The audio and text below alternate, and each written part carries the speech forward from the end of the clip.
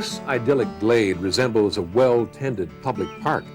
In fact, it is a working forest, an example of selective logging, a practice that's been taking place here for the past 50 years.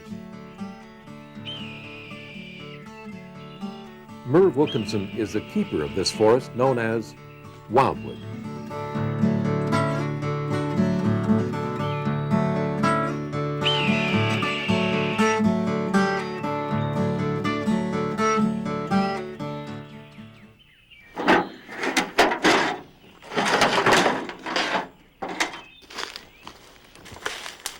Wildwood has become a model for sustainable forestry on Vancouver Island in British Columbia.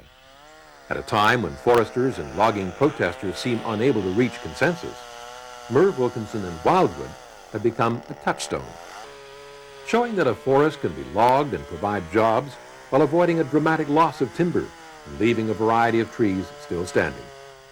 After 50 years of selective logging for profit, Merve has the same volume of timber on his 136-acre property that was here when he did his first cut in 1945.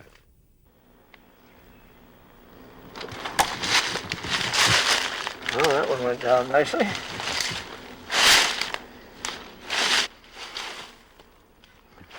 I'm not as agile as I used to be. Almost vertical that way, but I've got a natural hang with a little bit of wedge. She'll work fine. Just hanging a little bit. We'll get her. At 82, Merve shows no sign of slowing down. He still works his forest, noting the rhythm of the seasons and the health of his trees. Back in 1939, when Merve decided to log selectively instead of using the clear-cut method, most of his neighbors thought he was a fool and would quickly go broke. Today in the 1990s, as BC's forest economy faces a diminishing wood supply, more people are paying attention to Merve Wilkinson's way of doing things.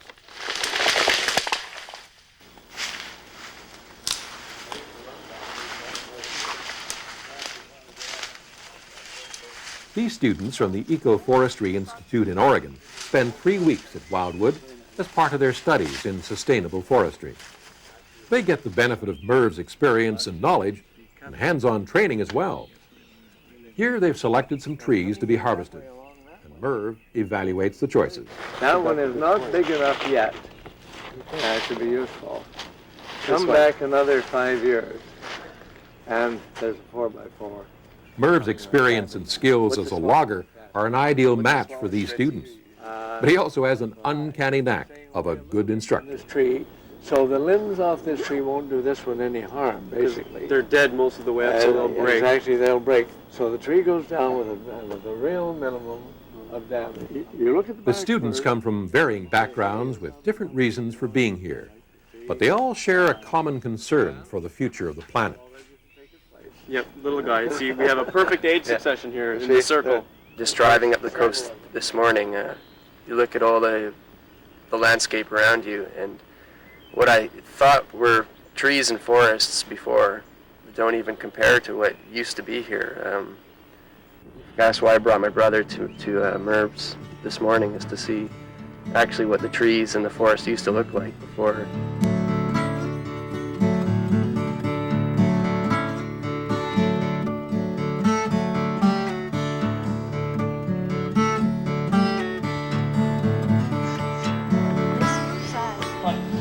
Put the undercut. If we face it more in that. Exaggerate. What you're going to do here now is look then. You know that the tree's going to go that way. It's not coming this way. So that rules this out. Then you look over there to see where you can put it down with a minimum of damage. And the minimum of damage here is right straight out that way.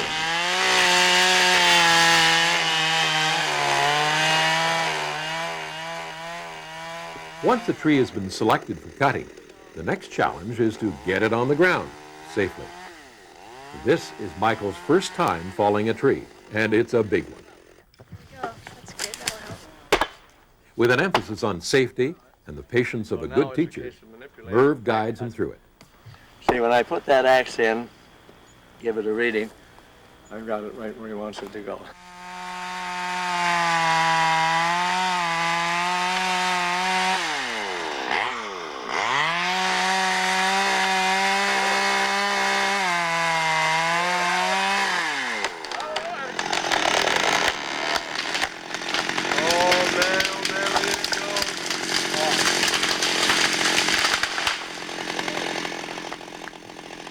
Okay, take it to 45.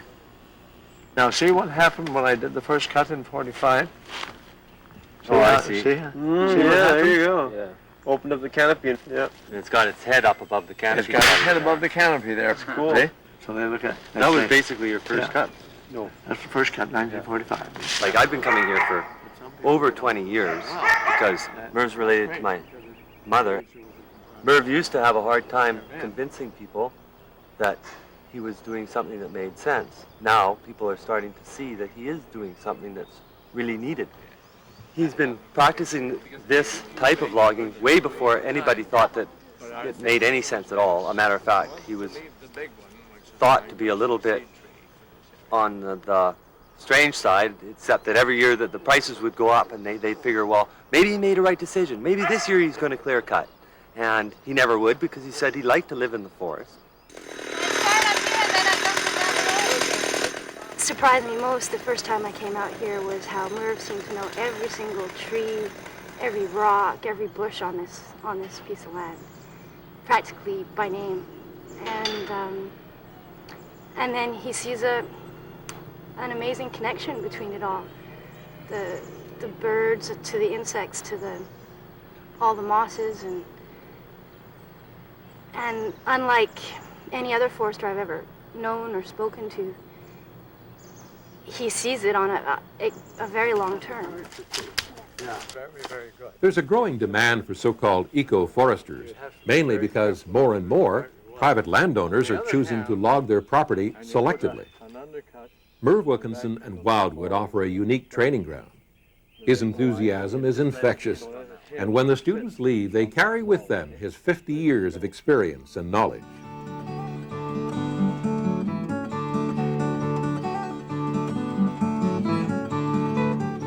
Merve was born in 1913 at Nanaimo, BC. At the age of 4, he and his family moved south of town to an area called Yellow Point, where he grew up on the shores of Quesnel Lake, playing in the forest he would one day own. Most of Vancouver Island was an untamed wilderness in those days, and Merve quickly developed an appreciation for the natural world. Well, I grew up on right on the edge of the forest, and because there were only something like 35 or 40 people resident in the whole of the Yellow Point area at that time. So it was wild land. So you grew up with an attitude towards people and things that these are my friends, both natural and human. These are my friends, and there's nothing there that I need to be afraid of. His parents were working people. Father was a steam engineer and mother a registered nurse. He was raised on the traditional values of hard work, honesty, and fair play. Merve's first experience with logging was helping his dad on a small sawmill in the 1920s. Later, as a young man, he worked as a tree faller. When Merve bought Wildwood in 1938, his plan was to clear some of the land for farming. He went to the University of British Columbia to study agriculture, and there he met Professor Paul Boving. It was a meeting that would change his attitude and his life. When I got there, the professor, who was also had taught forestry in Europe before he came to Canada, when he found out what I had, he said, "Good Lord," he said, "you've got to take forestry." He said, "That's what you need." At the time, selective logging was taught and practiced exclusively in Europe. Professor Boving translated the course material and tutored Merve through the intricacies of this method of logging. When he returned to Wildwood, Merve was convinced that he could make at least part of his living by selectively logging the property. He set about calculating the volume of timber, planned the road system, and prepared for his first harvest in 1945. Since then, Merve has logged Wildwood on a selective basis every 5 years, which he calculates has earned him 34% of his income while taking only 20% of his time. This photograph was taken in 1939. Here's the same area in 1995.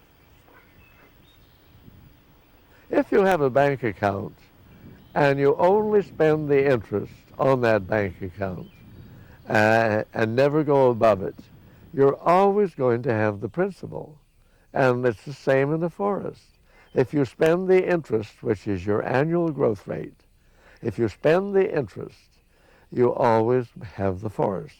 So that, in a nutshell, is what I've done on Wildwood, and that is why it has so much timber on it today. Merve Wilkinson doesn't have to work anymore, but he still keeps the pace of a man half his age. Besides working with environmental groups and forestry students, he's doing consulting work for private landowners who want to manage their forest in a sustainable way. With 55 years of practice and observations at Wildwood, Merve Wilkinson has a unique perspective of the ecosystems in his forest. This is the new forest growing around the bones of the old, and feeding, of course, on the decaying wood from the old stump. So this is your best habitat for young trees. It really is ideal. In wood are all the ingredients, all the chemicals required to grow other plants. They're all present in the old wood. As the wood decays, that breaks down and feeds back to the soil, not in doses, but with a continuous flow. This gives you the continuity of elements necessary to grow trees. It's constantly breaking down. It's Mother Nature's way. In this type of operation, I use natural regeneration throughout. There's no trees planted commercially here whatsoever. So if you cut the forest properly, you space and thin to get the light effect that you want, you're going to have trees coming out your ears. Very cheap and economic because you don't have to pay anything to plant them.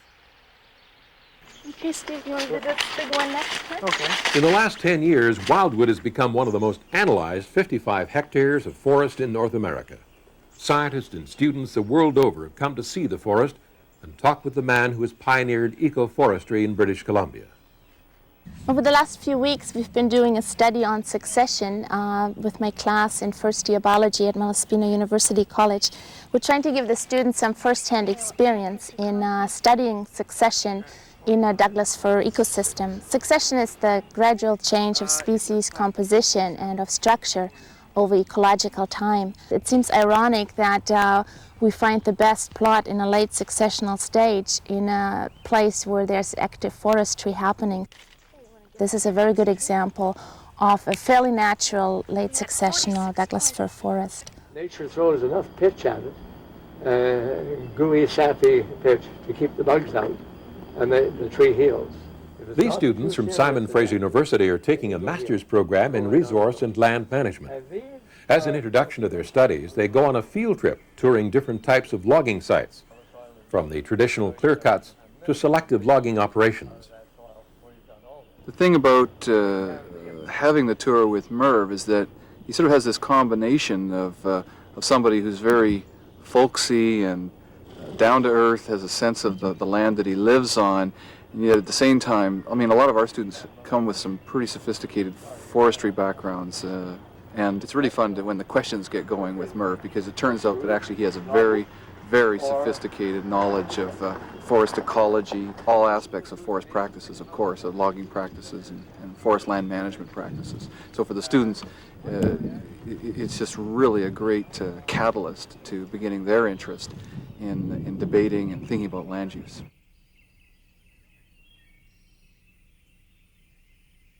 The public was made aware of Merve Wilkinson and Wildwood in 1985, when a television story appeared on the Canadian Broadcasting Corporation. As soon as the program was over, Merve's phone started ringing. People wanted to come and see for themselves. 10 years on, people of all ages visit Wildwood. During the past year, nearly 2,000 came to see the trees. Next year, the number of visitors is expected to double. At a time of controversy and confrontation over forestry practices, a visit to Wildwood is a welcome relief. There's no question Merve Wilkinson enjoys showing people his forest. It is a testament of his life's work, a vindication of what he's been promoting for 50 years, proof that selective forestry can work in this part of the world and be profitable. In 1995, Merve Wilkinson was recognized for his work at Wildwood by the government of British Columbia. The environmental award he received is a sign that government and the forest industry are taking notice of his methods and his efforts to promote them.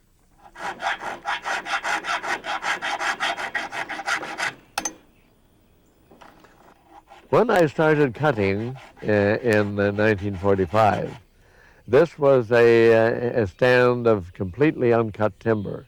It was virgin timber, in other words, a rainforest.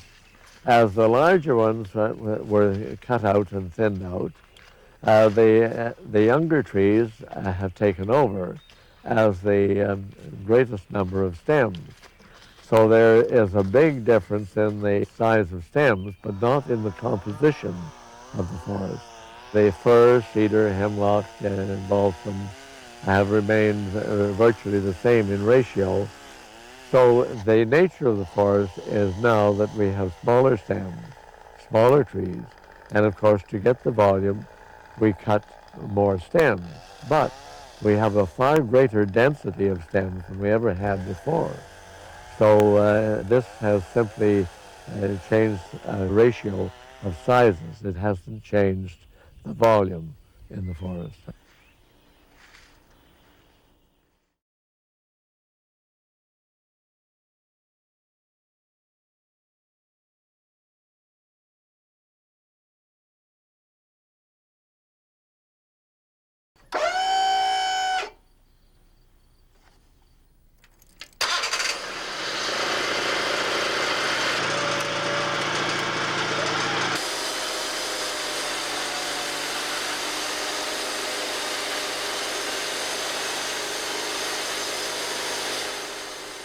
The development of the portable sawmill makes it possible for small operators like Merve to sell lumber direct to builders instead of raw logs to the big sawmills, increasing his profits by at least 60%. There's a tremendous opportunity here in this type of operation to upgrade your log. In other words, to make it more beneficial to everybody. Because you don't want to leave too much wood in the woods, you bring out a log that is quite crooked, quite twisty perhaps, and you bring it out in a longer length. Once it's out on the mill deck, you can then see what length that log can be cut into, which then converts that log from something that was only pulp grade up to something that is worth sawing. This builds in added value to your timber. By the time it has passed through the saw, it's already been upgraded perhaps 50 to 75% in value.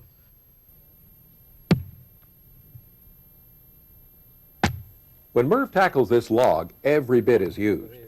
Blocks that are trimmed off are split. At a big mill, these slabs would go to the chipper. All of it here is cut up and sold for firewood.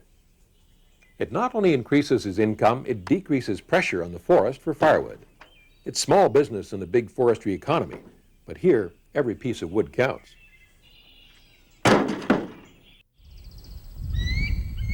We need habitat for our wildlife.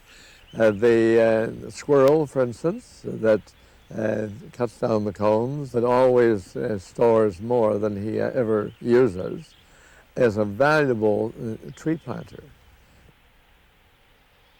The pileated woodpecker and all large woodpeckers, they create holes in the trees that become nesting boxes for the other birds that are valuable insect control measures.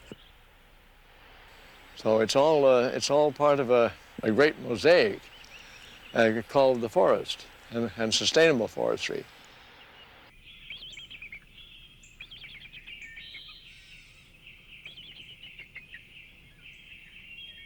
Hi, how you doing? Coffee time? Coffee time it is, honey. From the kitchen window in the house beside the lake, there's a view of a special tree on the other side. Anne calls it Othello. It's about 1,600 years old, and it's been struck by lightning recently, 3 summers ago now. It has this wound all the way down it. And Merve says that because it didn't encircle the tree, it went straight down, it has a good chance to survive. And this tree is way above everything else. It stands head and shoulders above the other trees, as it were. And maybe it's a little bit like Merve. Maybe that's why I'm so fond of it. In 1993, environmental protesters decided to take a stand against logging old-growth forest in Clayoquot Sound on the west coast of Vancouver Island. Merve and Ann decided to stand with them and were arrested along with 850 others. They were sentenced to 100 hours of community service. It's not the first time they've fought for something they truly believed in. Merve's been lobbying for years for change in forestry practices, and Ann is a founding member of the Raging Grannies protest group. This is a very fast-growing tree. At a time when fundamental differences in British Columbia's forest practices are being played out, when rhetoric from both sides seems to drown out reasonable discussion and solutions, Merve Wilkinson is standing on firm ground. He's proven that with selective logging at Wildwood. People who believe that merely cutting down a tree is blasphemous can look at Wildwood and realize that harvesting timber is possible while maintaining a healthy ecosystem. In fact, Merve is proud of the fact that he convinced protesters at Clayoquot Sound to change their demand from no logging to no clear-cuts. Loggers whose livelihood is threatened by both public pressure and a diminishing supply of timber listen to Merve and what he says, and more importantly, look at what he's done, and it makes sense to them. Back in 1939, Merve Wilkinson had a cash offer of $1,500 for the timber on his property, a lot of money in those days. He turned it down. He had a vision. Instinctively, he understood the symbiosis between man and nature and the interdependence of all species. In a way, it's been a 50-year experiment to prove that man can live and work in a forest without destroying the forest. I've realized that what I was doing was working. It was being successful. It was leaving a forest that's beautiful to look at.